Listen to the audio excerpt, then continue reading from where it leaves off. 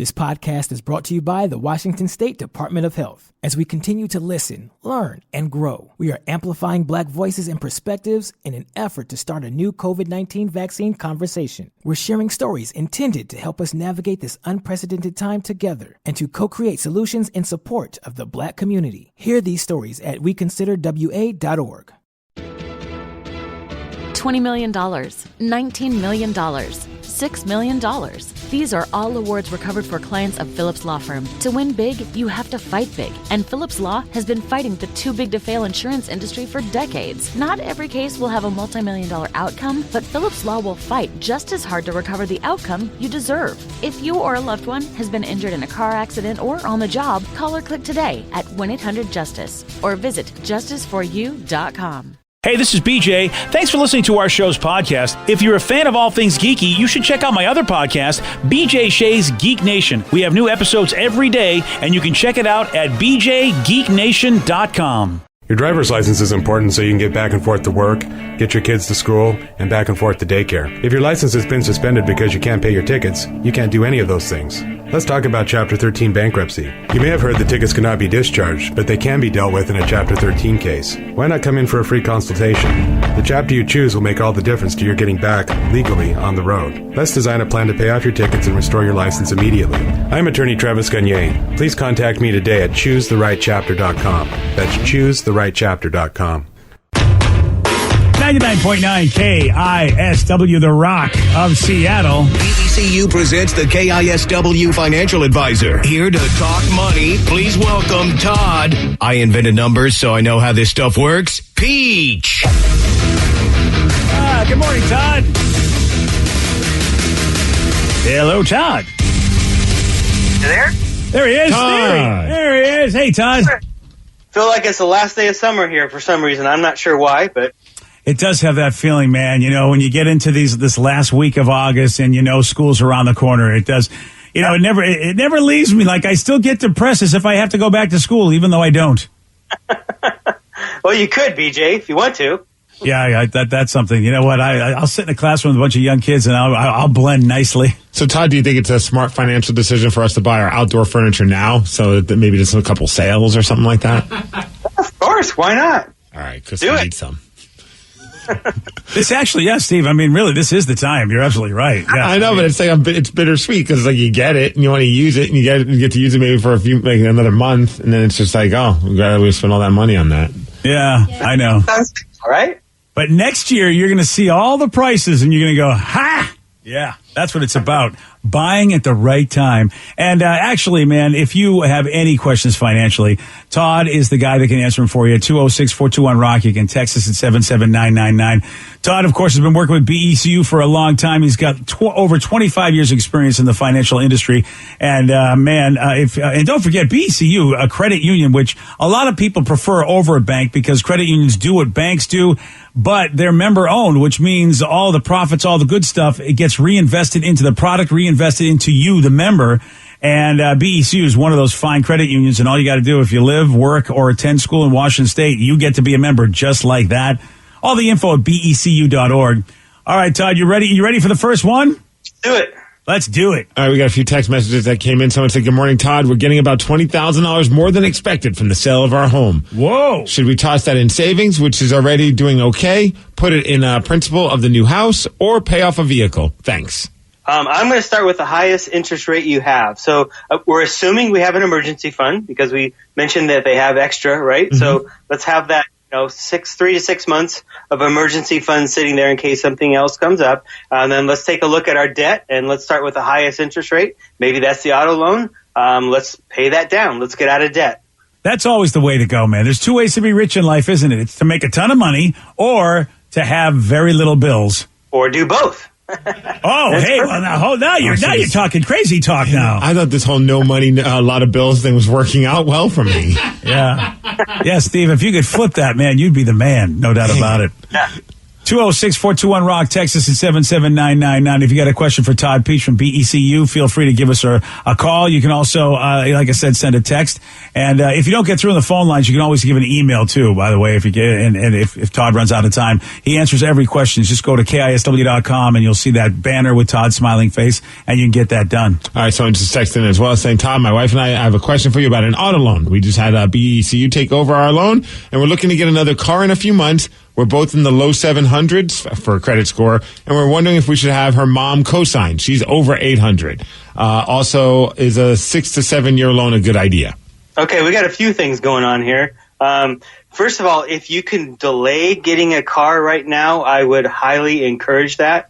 There's you might have read about this, but there's a huge chip shortage in everywhere in many things, but it's really impacting the auto industry. So what that means is the dealers have very limited inventory, and sometimes you're paying for a car that's not even there, and that puts you at a bad negotiating position. So you're gonna go in, you're not gonna have any negotiating power. So if you can delay buying the car, I would try to do that, number one, first. Secondly, low 700s is okay. Co-signing, you might do a little bit better from an interest rate, but probably not a ton. You could ask somebody when you get that loan, you could apply and say, hey, I have somebody with 800. What would that do to impact my rate? And you could make that decision then. As far as 6 to 7 years, I would really love to see that more in that 48 month or 4 year time if you can do that. It's just cars depreciate the minute you walk them, drive them off the lot. They're a depreciable asset, so the quicker we can pay them off, the better. So my recommendation is if you can wait, do so, and if possible, try to keep that loan at about 4 years, 5 years at the most. And Todd, you said what kind of shortage is there that's affecting cars? Yeah, it's the microchips. So the chips that go in and basically the computers of the cars that control everything. With the pandemic, for a number of reasons, the high demand for other electronics, cell phones, everything else, the manufacturers can't get enough chips to make the cars. And many of them have cars sitting there with no chips. And they're moving around by taking a chip from one car to the other. So the dealers have limited inventory. I don't know if you've ever driven by a new car lot, but you'll see cars kind of spread out because they don't have the inventory. So what that means as a consumer is we're at a disadvantage because the dealers don't have enough cars to sell. So you're going to pay MSRP or sometimes above just to get a car in today's environment. And it might take us 6 months, a year. We really don't know. But if you can hold off and, put some tape to your car or whatever to get you through for a while, I would encourage that. So, damn, dude, I know that wood is out of control, and shipping containers are hard to get if you're getting anything from overseas. There are companies that are using other countries to produce their stuff for them. Wow, it is. It's this COVID thing, man. I guess it's real, at least as far as how it's impacting us financially.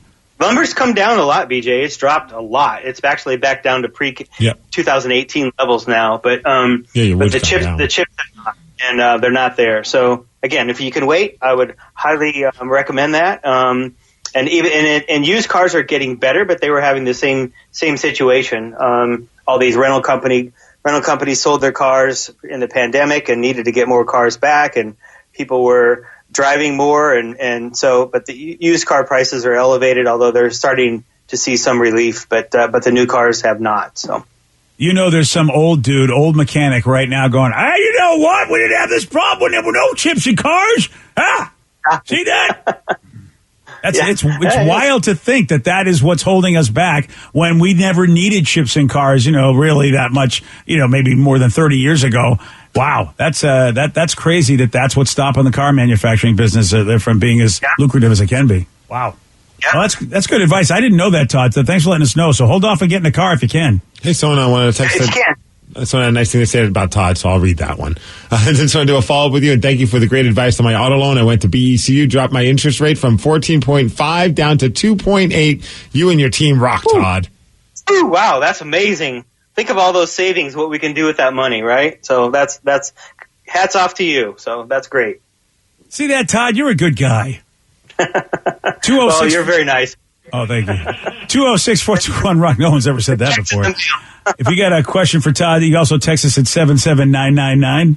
This texter said, my partner and I were making about $130,000 a year. We've never owned a home before and are looking to buy a 4-bedroom house. Is it advisable to rent first, save up for 20% down for the down payment? And what does it mean to be a first-time home buyer? Oh, well, we got a lot of things going on. First of all, I think it's always recommended to rent in an area that you don't know. So if you've lived in the same place, well, let's just use a couple examples. I've known many people that have moved somewhere, bought a house, hated it, turned around 6 months, a year later, had to sell and move, and sometimes they lose money, or then tried to go back where they were before. And now the prices are elevated and they can't get back in there. So the first thing is that if you're going to a new area, I would recommend renting for a while. Make sure you like it. Make sure that the schools, if you need schools, or just the culture of that community is what you want. So I would definitely recommend renting first in a new area. Now, if the area you've lived there, or maybe have family, so 100% that you want to be there, then yeah, now is the time to maybe start looking around and buying. And as you know, housing prices are very high right now, and I think we're starting to see a little bit of softening, but it's not there yet. Now, whether to put 20% down or zero, that's going to be an individual situation by situation basis.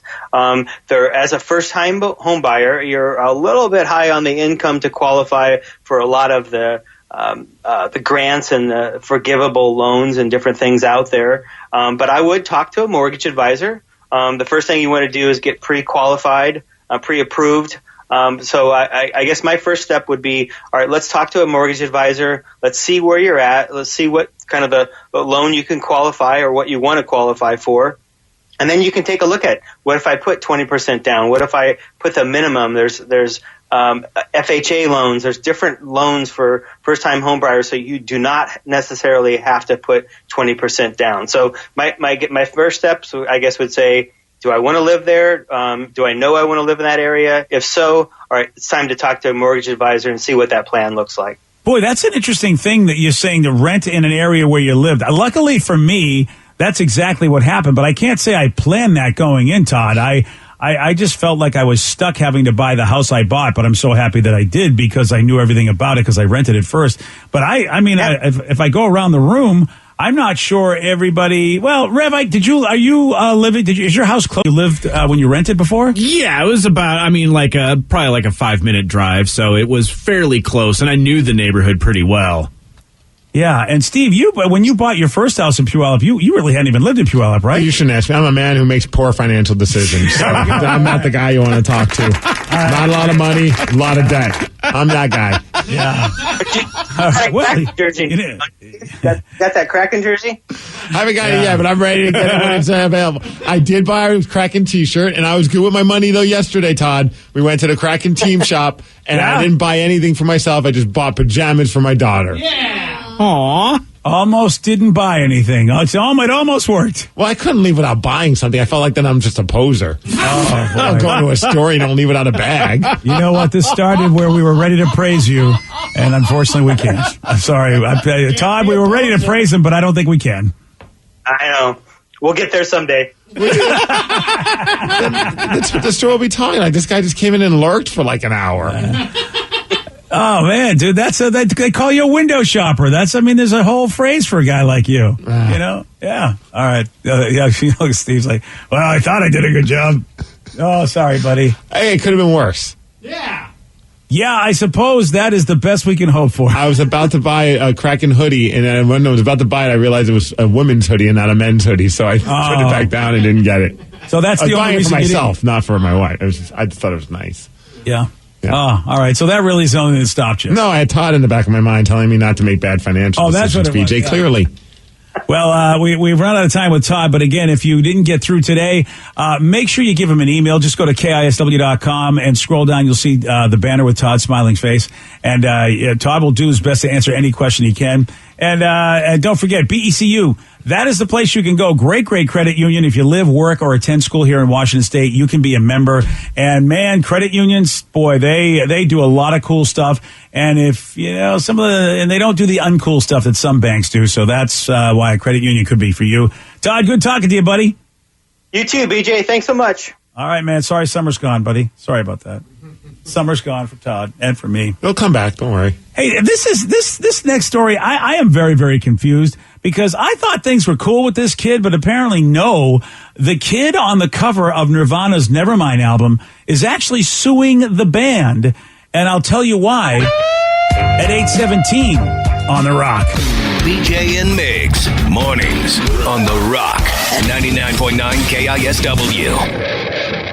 This podcast is brought to you by the Washington State Department of Health. As we continue to listen, learn, and grow, we are amplifying Black voices and perspectives in an effort to start a new COVID-19 vaccine conversation. We're sharing stories intended to help us navigate this unprecedented time together and to co-create solutions in support of the Black community. Hear these stories at weconsiderwa.org. Your kids will be saying, "Please, 5 more minutes. I can't believe I did that." and "Look how high I can bounce." Spring Free is the world's safest trampoline, the place where stories are made. The innovative design boasts no springs, so you know you're safe. Go ahead and create the greatest stories you'll tell your friends. We're back in stock. Get it while you can. To learn more about the world's safest trampoline, visit springfreetrampoline.com. Mom, come watch us.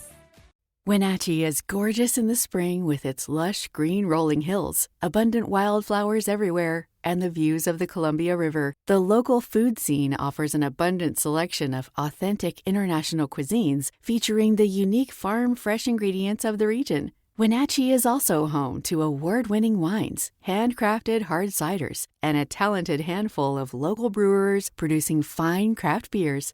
Visit Wenatchee, the heart of Washington State.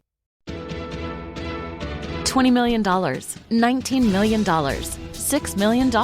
These are all awards recovered for clients of Phillips Law Firm. To win big, you have to fight big. And Phillips Law has been fighting the too-big-to-fail insurance industry for decades. Not every case will have a multi-million-dollar outcome, but Phillips Law will fight just as hard to recover the outcome you deserve. If you or a loved one has been injured in a car accident or on the job, call or click today at 1-800-JUSTICE or visit justiceforyou.com.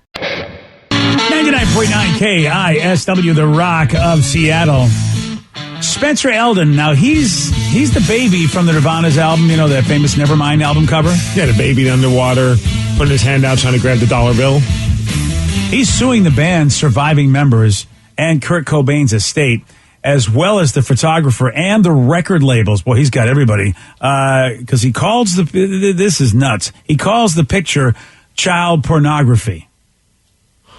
Probably because, the kid was naked, but I don't know. There's a whole backstory also with the original album cover was the picture of the baby, and you can see the baby's, junk. And then the label was like, oh no, we got to remove that. And then there's a big to-do between Kurt Cobain and the label because of it's our art. This is not, this obviously is not porn. This is just a picture. And so they had like an agreement where they're going to strategically put like the sticker for the price of the record right over that area. Some albums have it, some don't. But that was like a big to-do back in the day. Yeah, the album, of course, he and the album are both now 30 years old, and he was only 4 months old at the time when they took that picture. And like you said, Steve, he said, look, the band, he said, made claim, they promised to cover it up. That's his allegation, is that, the fight with the record company, everything you said, he claims the band promised him that they would cover his genitals up. He was 4 months old. I don't understand, he clearly had a bad agent if you have these conversations. Yeah, I don't, how does he know what understanding they had or didn't have? I'm so confused by this entire thing because for years he's recreated that picture. So nobody would know who Spencer Eldon was because he's saying that he's lived a life of torment because of this, because people are always bringing up his name now. Nobody would have even known the kid's name. It would just been a baby. But he made it a point for years now. I think every couple of years he takes a picture of himself underwater, recreating it. In fact, I think in 2016 he even tried to convince the New York Post, who took the picture, I think it was the Post, to take it with him naked. And they're like, yeah, we don't feel right about that. So then he had shorts on. Yeah, and that was for the 25th anniversary is the last time I remember that he did it, and for that anniversary, and he took that, like I said, the very same pose, but he did have he was covered, and he says in this lawsuit that he suffered permanent physical, psychological, and financial harm from the photo. I don't know what kind of financial harm you could suffer from this photo. He's not getting paid. I think he wants to get paid. Oh, that's the harm. It's kind of ironic. He was first a baby chasing money, and now he's a baby still chasing money. And the whole thing seems a little weird. Yeah, it really is. He's got Nevermind tattooed on his chest as well. Yes. So I don't. It's funny though. He said he recreated the photo for that 25th anniversary, but he also said that in that same year that he wasn't happy to be associated with it. And it's like, well, what is it? Which is it? What's happening here? Is it not that you're not getting paid enough? Is that really what the deal is? Well, I also saw one thing that he said in an interview where in the past he said, it's one thing to do an album cover with me. It's another to do 30 million albums and then pretend like you don't know me. I never met the guys. It's kind of frustrating to pass it off like I don't exist. So is he mad that Dave Grohl doesn't invite him over for dinner? I mean, the whole thing just seems weird. Yeah, and then back in 2019, he was interviewed and he talked about how cool it all is and how he's trying to make money from it. Definitely a good pickup line, but I don't know, man. It's kind of ups and downs. It's just something that happened to me. It's not necessarily something that I did. So it'd be cool to somehow cartwheel that into something cool that I can do, make it work for me in a cool way, but still working out all those kinks. It's pretty wild being part of such a successful project and being the kind of poster child of that. Hey, it happened. It's kind of a cool story to tell. It's interesting, and other than that, people can always go send me a direct message, and if they want a poster, they can. I'll send them a link to my PayPal, and then I can send them a signed poster.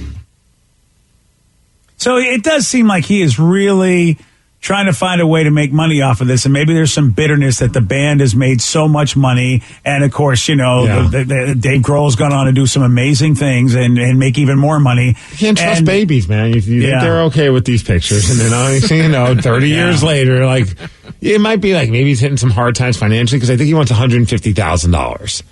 And maybe this is like his way of being like, it's not that much that I'm asking for, so maybe they'll just settle with me and I'll get a quick payout. I read that it was $150,000 from each party he's suing. Oh. So so each band member 150, the photographer 150. So I could be wrong, but close to $1 million after all is said and done. Yeah. Well, that's the key. And with the way you have to pay to go to court, that's what he's hoping. He's hoping they'll just give him something. Maybe he asked for 150. Maybe they'll give him 100 to shut him up because they know they'd have to go to court anyway. Shouldn't this be an issue that him and his parents, like he should have with his parents because I think the dad was related somehow to the band, not related like actual by birth, but like just had a connection with the band or the photographer and offered up, let's have my kid be in the picture. So at the end of the day, like your problem should be with your parents, right? Not with the estate of Kurt Cobain. And let me ask you this, because look, there are times where kids were not rewarded very well for things they participated in. In television, a lot of those Brady kids get no residuals. But is this the same thing? Do you think this picture really was that pivotal for the album's success? And I don't really know, to be honest with you. Does he have a point that maybe he should be given something because that picture is so iconic and, help make the album what it is? The picture's iconic because the album's iconic. I don't think an album cover, look, it's a cool picture, don't get me wrong. Like, I think it's such a great album cover. I had the t-shirt with it. Oh, I better not say that. I might get sued. But the album is what made that picture iconic, not the other way around. That album would have done well regardless. Like when I first fell in love with Nirvana and I heard Smells Like Teen Spirit on MTV, and it was because of the music and the video. It wasn't the album. I didn't know about the artwork until I went and got the record. Yeah. So then you don't think he deserves a thing? No. Yeah. I don't think so. It seems. Look, I don't know what's going on in his head. But it seems like it's going to be a tough sell to somebody that's like a judge, or when you're like you have years of pictures of you recreating it. You have the tattoo of the album name on your chest. Like this, it just seems very odd. And yet he's found a lawyer which, and usually these lawyers will not take a case unless they believe the judge will at least go, you have a right to try to sue. Because that's the thing in our legal system is that you may be 100% wrong, but the judge says, yeah, but you still get to try to sue. And that's where, of course, the cost of defending comes into play for all the folks named. Now, if his parents actually did not give permission, you would think we would have known about that by now. That's my first thought. But if that part of it's true, then yeah, I guess there is something there, But otherwise, it seems like he's just trying to grab some cash. Well, that's the thing, and that's the sucky part of our legal system is that if a judge just says you have a valid point to sue, which means it doesn't mean you're going to win. As a matter of fact, I wish that in some cases they could go, dude, you got no shot at this. Don't even bother. But the judge can't say that. The judges or whoever's in charge of deciding say, well, yeah, this fits the parameters. You can sue, even though you have a 99% chance of losing. And this is where, of course, you got to pay to go defend yourself, even though, there's no chance that you would ever be in the fault, but you still have to go through the legal parameters to get it done. He's probably going to get something. I mean, because it will be cheaper to pay him off than it would be to actually go to court and beat him. Yeah, I wonder if someone like Dave Grohl probably hears this story eventually, because I know the members of Nirvana haven't said anything yet, but if they hear this story and they just kind of they're just like, man, what the hell's wrong? Like, just give the kid some money, whatever. You know what I mean? I wonder if they'll get to that point where that's what he's hoping for. Is that they'll tug on his heart. Would you give the guy $150,000? If I'm Dave Grohl? Yeah. Oh, if I'm Dave Grohl, I give that kid every bit of money he's asking for from everybody and say, look, I'd have a meeting with him and go, if you cancel these lawsuits right now, I'll give you probably 2x. I'll give you double what you're asking for from everybody. Because you know what? I mean, I don't know if I would. Yeah. I think I'd invite him over for a barbecue because it sounds you better. would. Yeah, I'd be like, you've want to come over and watch the Seahawks game. You've got the Dave Grohl money and what he's asking for, is nothing to you. You still wouldn't do it, huh? Man, just because of the way he's doing it. I think, yeah. Dude, alleging that it's child pornography is pretty messed up. I agree. You know what I mean? So if I'm in the band, you have some nerve. If he wants to say, hey, look, I feel like I should have been compensated. This record sold more than my family ever thought. If you come from that place, then maybe I'd be like, okay, I see where you're coming from. None of us thought it was going to be as successful as it was, and I'm sorry if you're dealing with some hard times. But to throw out an allegation like that's a heavy term to throw out there. Yeah, it is. Child exploitation, child pornography, any of that kind of stuff. You're hitting someone really low with that. Yeah. When that's not the case. It's not, it's surely not child porn, but that now I can see how, it will go to court because they'll have to determine if it is, which is why it's a valid situation to be judged, even though, Steve, I'm sure a judge is going to rule in your favor that, this is not child porn at all. Someone said that, according to a texter, that his parents never really signed any contract or paperwork for the release of the usage of the photo. And according to an interview that was done back in 2008, the shoot lasted about 15 seconds, and his parents made about $200 for it. Wow. Well, that is, look, that's all legal. I mean, at least back in those days, if the album did nothing, $200 is, better than whatever you would have got if it was Schlemke and the Rice Twins or something like that. You know what I mean? When the album was put out, there was very minimal expectations. We've talked about that story before with only maybe 100 or a couple 100,000 copies of the record were printed, because they thought maybe they'd sell half of that. And then all of a sudden it became such an iconic. That's why, I feel like coming at it in the way that you are and trying to throw the allegations that you're throwing, it just, man, I don't know if I'd want to even work with someone like that. I was like, look, the way you're handling this, I don't want to deal with you. So go ahead and deal with our lawyers. Yeah. And then, of course, or come to my barbecue and shut up. You'll bring him to the barbecue. Still invited to the barbecue. I don't think Dave cares either way money-wise. It's just a matter of how does he want to look. I mean, I can't speak for all the other people but I feel bad for the photographer and everybody who's the photographer's getting sued. He may not have the money to be able to defend himself, and that's going to really suck. It definitely felt like when I saw that story yesterday, I was just like, I honestly clicked on the link of the story that the people were sharing and double checked that it wasn't a satire site.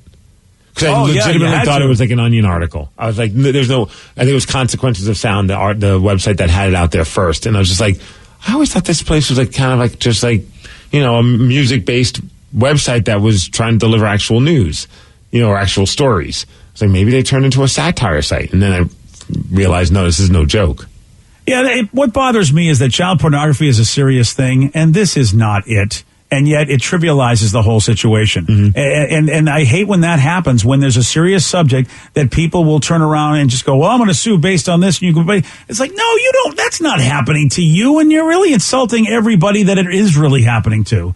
And so this is what really bothers me about the whole thing. Just for a money grab, you're going to take child pornography and trivialize it by using an example that is so not child pornography. Plus, no matter whatever the cost was, like if it was $200, if it was $2,000, your parents agreed to do this photo shoot. So maybe the conversation's with them, not with Dave Grohl. Oh, definitely.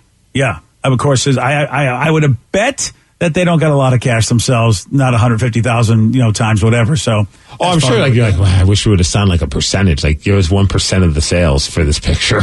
But hindsight's a bitch, and you can't sue for that. Yeah, you don't. Yeah, how would you know?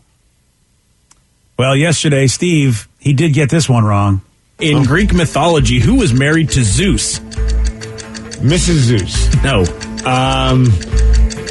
Chitara. No, Chitara. Yeah, Catwoman. No.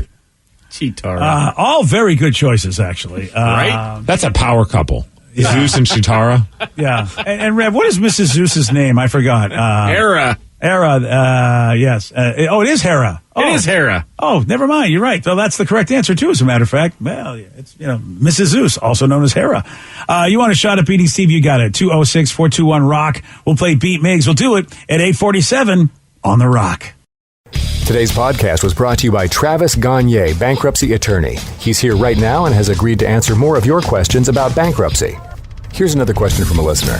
I'm getting my wages garnished. Can bankruptcy help with that? Absolutely. One of the big reasons people file bankruptcy is because they have a judgment or a lawsuit against them, or their wages are getting garnished, and so they can't pay their other regular ongoing bills.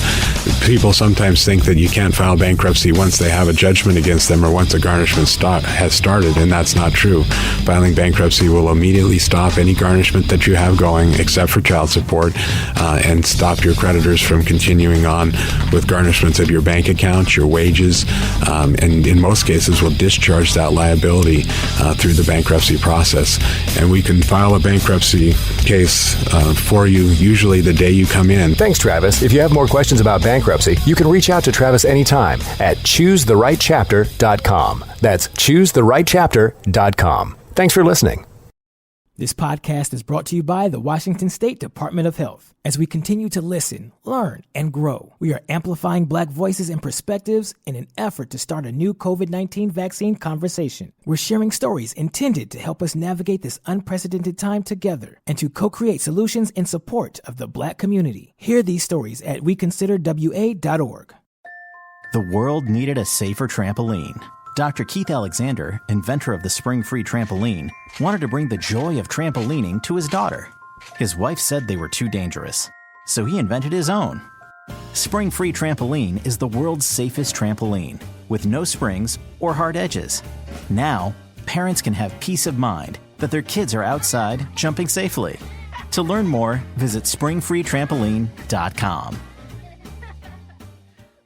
Wenatchee is gorgeous in the spring with its lush green rolling hills, abundant wildflowers everywhere, and the views of the Columbia River. The local food scene offers an abundant selection of authentic international cuisines featuring the unique farm-fresh ingredients of the region. Wenatchee is also home to award-winning wines, handcrafted hard ciders, and a talented handful of local brewers producing fine craft beers. Visit Wenatchee, the heart of Washington State.